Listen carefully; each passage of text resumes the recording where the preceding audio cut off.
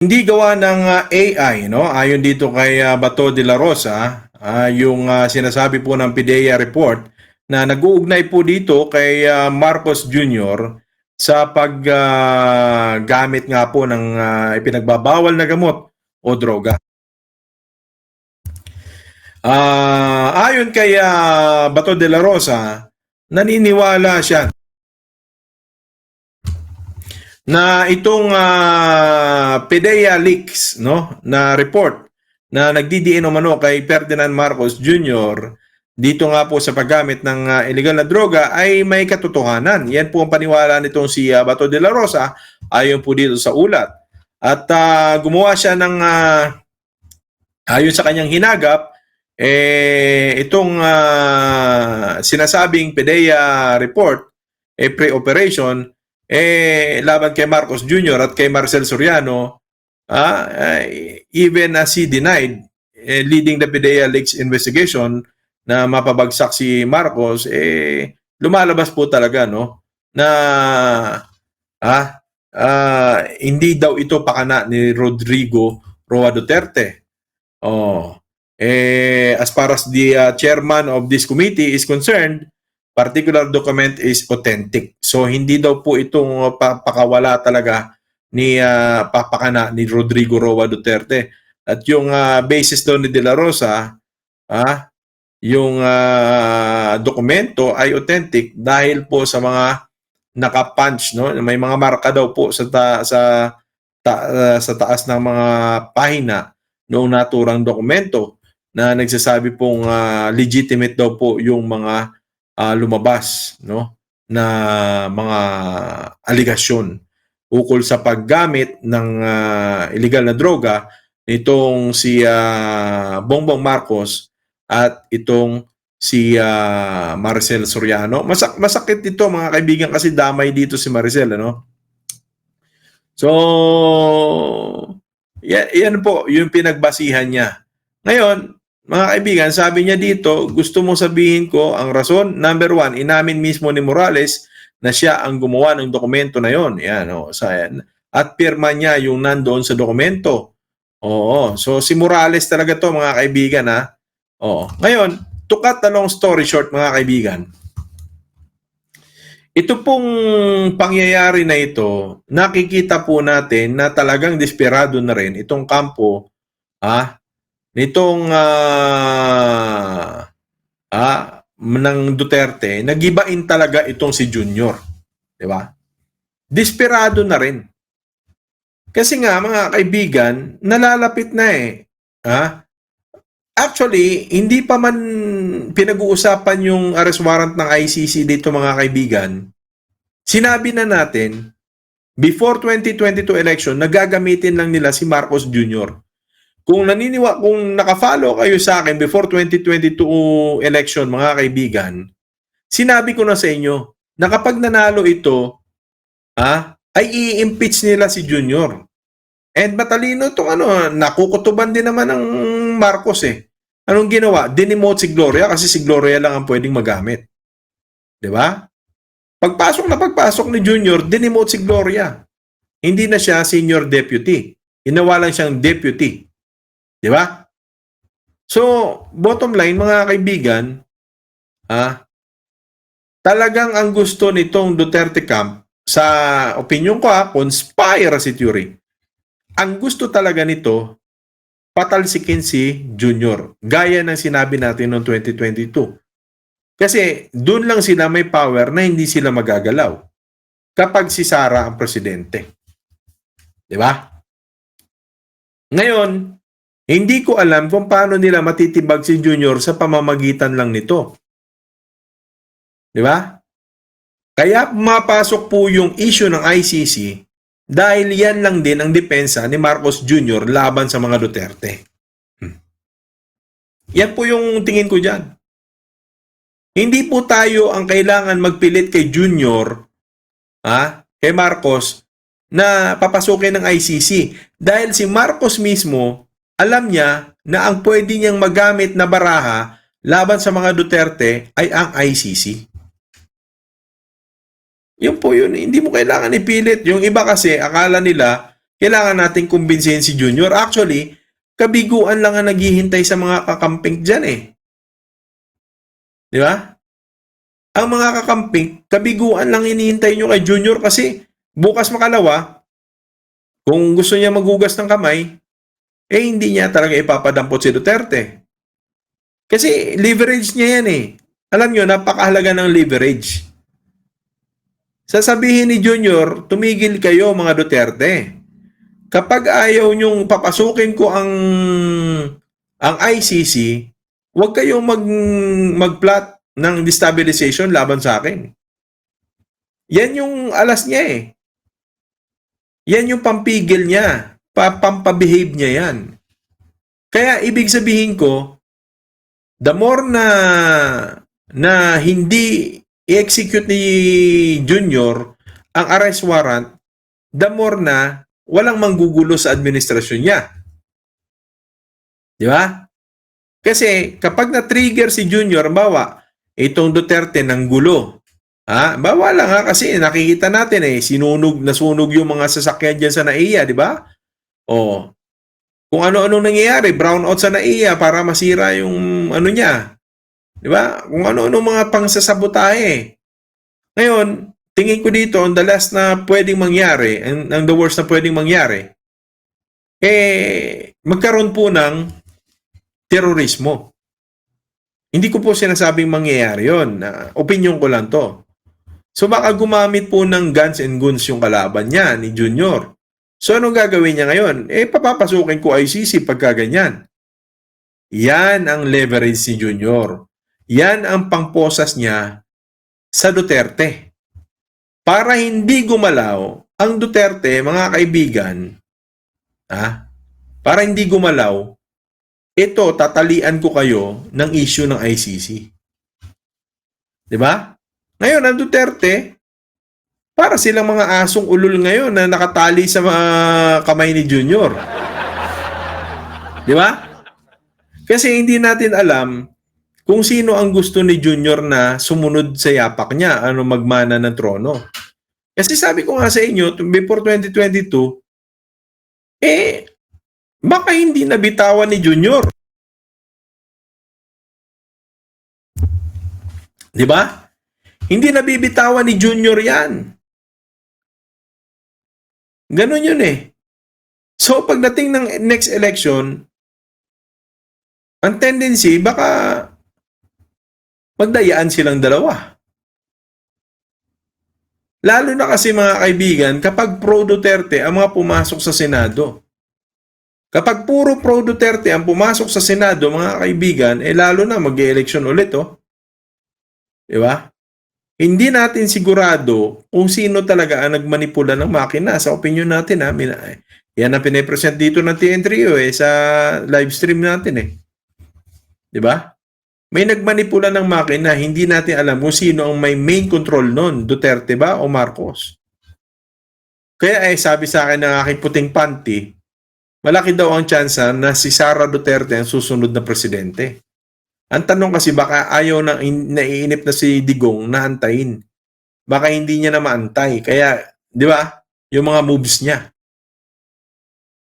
Ganon yun Now, mga kaibigan, going back dito sa authenticity, kahit naman mag-imbestiga si Bato ng mag-imbestiga, NAW legislation only. Sino po ang hahawak ng kaso nito kung papasok? Di ba? Di ba ombudsman? So, anong maaasahan ng kampo ni De La Rosa? Wala kang maaasahan. Kumbaga, ang gusto lang nito mangyari, daanin sa pamumulitika. Di ba? Mamumulitika na lang tayo. Kasi walang maasahan yan Kaya, mga kaibigan, itong ginagawa nila na to is para masira imahe ni Marcos. Para lumabas ang taong bayan. Kasi pag lumabas ang taong bayan, doon maglalabasan yung mga opisyal na pwedeng bumaliktad, opisyal na militar o ng pulis, na pwedeng kumampi sa puwersa ng Duterte. Ganon yan. Sabi niya, teka, si biktima, ikaw talaga biktima, eto, mga kaibigan.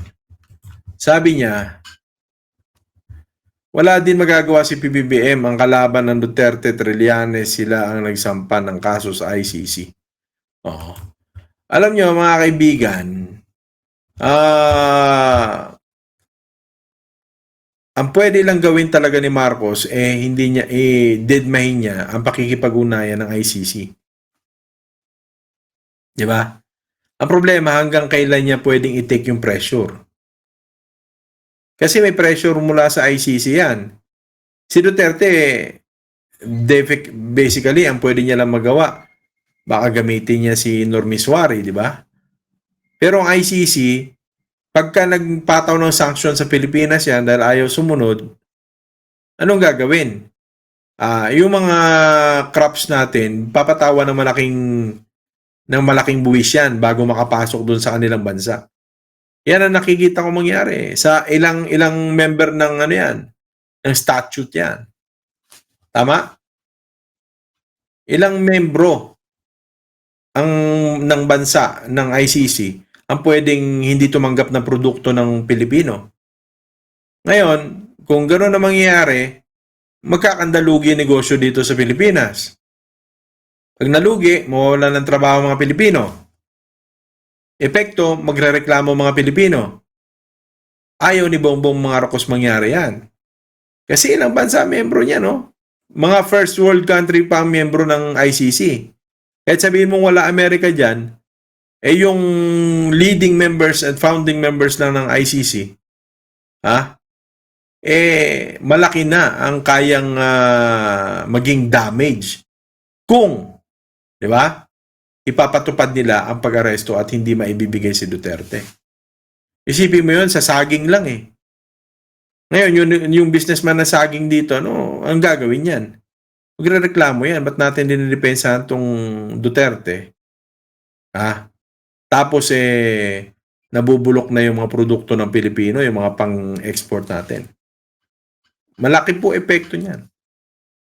Kaya later on, mga kaibigan, talagang magpupumilit. Kung hindi madadaan to ng santong dasalan, dadaanin to ni Digong ng santong paspasan. Yan ang opinion ko dyan eh. Sabi ni Vic, anong malay ni PBBM sa kaso ng Duterte ICC, mabuso talaga mga Duterte? Kasi maka-Marcos tong si Vic eh. Kaya yan yun. Sabi nga ni Francis de la Torre, kaso nakikita kong isang pang puwersa nag-uudyok sa Duterte, impluensya ng China. Ganyan talaga kalalim. Yan, di lang si Duterte nasa likod niyan. Yun na nga po. Yan din ang sinasabi natin noon pa. Sa ano pa sabi dito? May mga ano dito eh.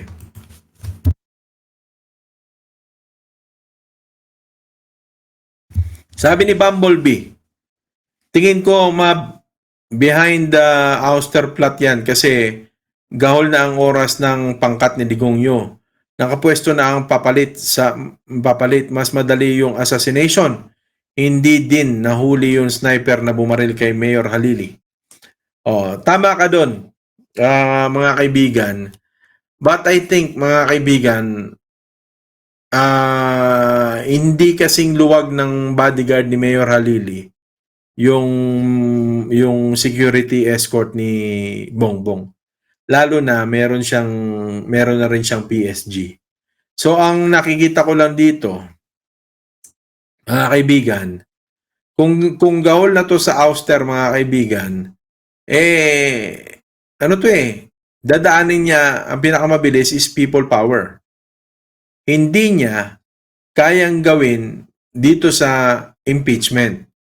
So kaya nagmamadali siya na sabayan ng mga pink na mag-people power din. Gusto niya eh. In fact, gusto niyang i-twist ang pink, kaya lang ayaw sa kanya ng pink.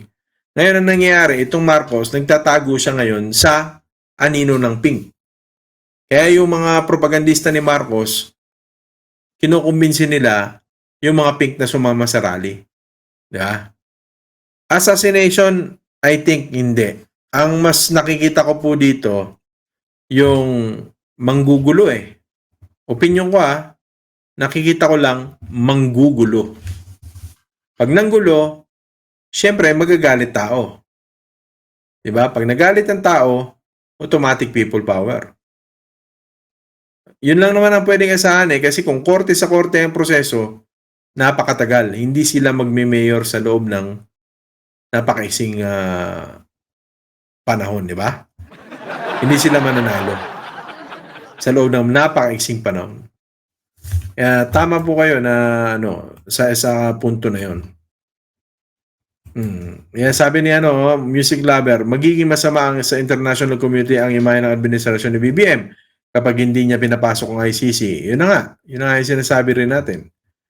Sabi ni Biktima, ang pink ang sumanib sa PBBM dahil ayaw ng pink kay Duterte. Yun ang totoo, Mabs. Hindi, actually, mga kaibigan, sinasabi ng pink na lesser evil daw, mamili ng lesser evil. Kasi ayaw ng mga pink na talaga sa Duterte kasi nagpakademonyo yan eh. Di ba? Pero, hindi ibig sabihin na pinipili ng pink ang Marcos. Di ba? Kaya nga nangungumbinsi yung yung hanay nyo na mga propagandista na sumama ang pink sa rally nyo, di ba? Sabi ni Alpha Bravo Charlie, Sir Ma'am, ano balita sa kaso nila Duque sa ombudsman? Bakit di kasama si Digongyo? Ayan. Actually, mga kaibigan, pahaapyawan ko lang yan kasi it's been 2.5 hours na yan. 2.5 hours na tayo nagsasalit. Pahaapyawan ko lang pero tatalakayin natin yan.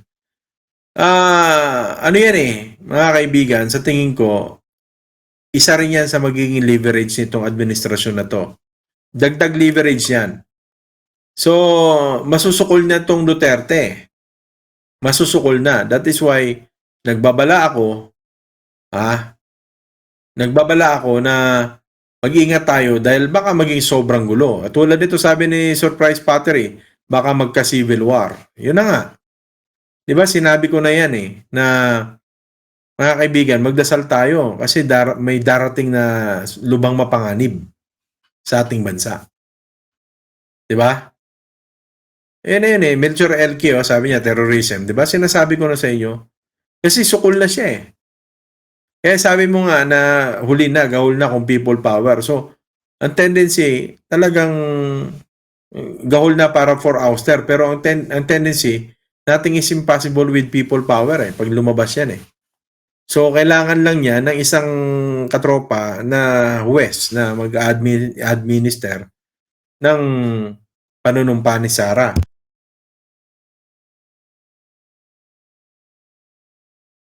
Excuse me. So, yan ang yan ang mangyayari diyan. Kaya delikado, mga kaibigan, ang panahon. Dahil itong mga naglalaban sa politika, walang pakialam to sa mga karaniwang tao 'Di ba? Makuha lang nila yung gusto nila, wala silang pakialam sa mga karaniwang tao. Kaya napakadelikado. Sabi ni Mabs, dutay ka ata, sabi niya. Ba't ako dutay? Never. Sabi ni Me and My Music, mga tinamaan talaga ng malas ang dalawang kampo na yan ng kadiliman. Gusto yunulo nila ang last year summer of 2022 election, ng daya pa nga sila. And yet until now, ang ligalig pa rin. Alam niyo mga kaibigan, yung kaisa-isang pangunahing panukala nitong unity, mga kaibigan, ay unity, di ba? Pagkakaisa. Hindi pa nila nagawa. So, I don't know kung may maniniwala pa rin sa kanila pagdating ng susunod ng mga eleksyon. Di po ba? Shout out kay Just Essie. Shout out po sa inyo. Anyway, mga kaibigan, probably bukas talakayin natin tong issue ng tungkol naman sa bakit hindi kasama itong si Digong. Diba? Kasi protect your leader yan protect your master muna yan Kapag alam nila na delikado sila kapag si Digong, diba? may tendency talagang manggulo eh. Alam nyo, ang pinakamatinding kinakatakutan kong mangyari yung panggugulo eh. Kasi hindi mamimili yun ng casualty. Sasadyain talaga nun mismo na magkaroon ng casualty para makakuha ng alab ng damdamin ng tao. And then, tsaka yan manliligaw. So anyway, kung gano'n ang gagawin niya, ang hanapin na lang natin hintayin yung divine intervention. Di ba? O baka mamaya inatake sa puso, di tapos na siya. Music lover, depende sa issue na sinang-ayunan ng Pink Yellow sa pakikisa sa admin ni BBM. Anti-China ang approach, illegal drugs and program.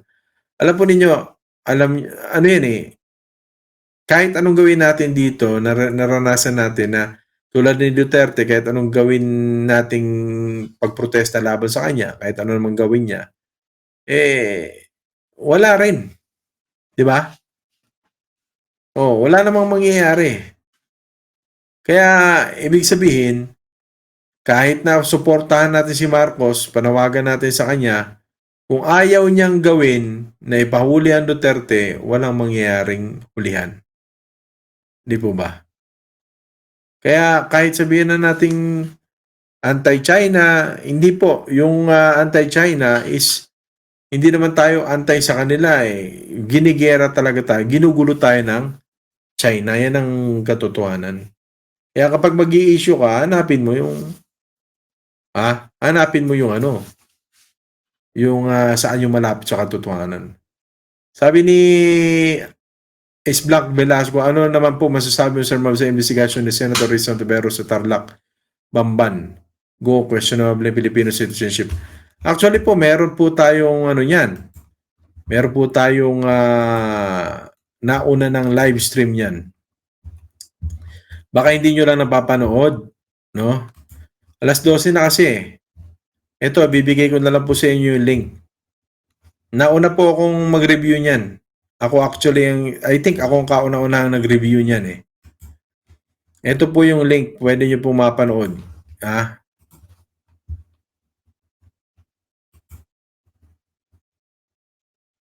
Ito. Yan po yung link. Magpalang gabi po sa lahat, sabi ni Ice Blanco. Velasco. Sabi ni Surprise Pottery, kaya tama yung sinasabi ni late Miriam Delicado na maging presidente si Digong. Actually, nagpagamit din si Miriam dun at some point kay Digong eh. Kung tingnan niyo po yung 2016 election. Diba? Pinagkampi-kampihan nila si Rojas eh. Sayang. No? Para pinalabas nilang si Rojas eh. Diba? Kaya ayun ang nangyari. Matagal ko na napapanood si Mab bago pang election 2022. Hindi ko pa yan naririnig na sumuporta kay Digong. Hindi. Hindi po ako tumatalon dun. Actually, kahit minsan wala ako nakukuha suporta dito. Hirap, di ba? Pero hindi ako tumatalon dun. Minsan may nakakaaway ako mga sariling kakamping, pero hindi ako tumatalon sa kabila. Kaya nga, kahit na may mga nagpaparamdam na mag-offer sa akin, hindi sila tumutuloy eh. Kasi baka mamaya, mabisto. Diba? Alam niyo naman ang prinsipyo minsan ni Ma'am.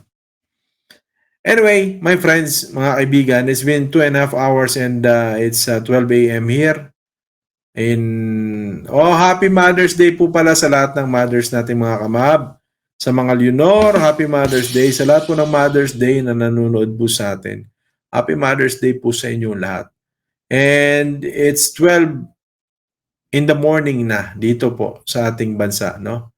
Maraming salamat po sa inyong pagsama, paglahok, pakikiisa. At sana po pagpalain kayo na po may kapal palagi, na mabuting kalusugan, pangangatawan, tayong lahat, saan mga lupalop ng daigdig, at kayo po mag-iingat at magandang araw po sa inyo. Magkita-kits ulit tayo sa susunod na edisyon ng ating talakayan. See you again next time. No, Mother's Day na po sa Pilipinas. At 12 a.m. na. Bye for now, mga kababayan! Paalam, hindi, click nyo lang po yung link na yan. Makikita nyo po yung makikita nyo po yung review ko na yan. Bye-bye. Bye-bye. Binben, thank you.